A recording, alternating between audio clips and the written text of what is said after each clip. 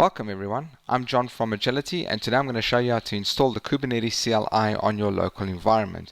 And just a quick introduction in case you don't know, the Kubernetes CLI, which is also referred to as kubectl or kubectl, allows you via your local terminal or command prompt to interface with your Kubernetes cluster, whether it's on-premise or in the cloud.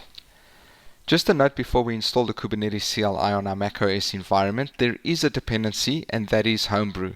I can't stress enough the recommendation for using Homebrew when we install tools like this. There is a way to install the Kubernetes CLI directly, but it usually gets a little bit messy when it comes to updating or maintaining or even removing the tools when you install them directly. So I would rather say install them via Homebrew on your macOS environment. You won't be sorry.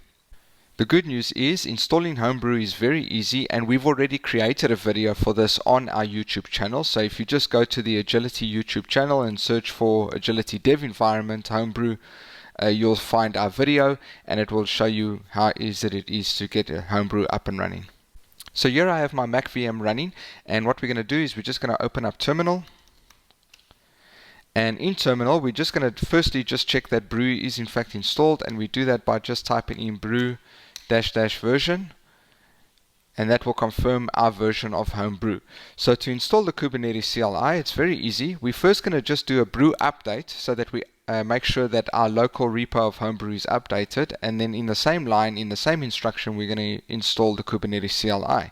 So we say brew update and brew install Kubernetes -CLI.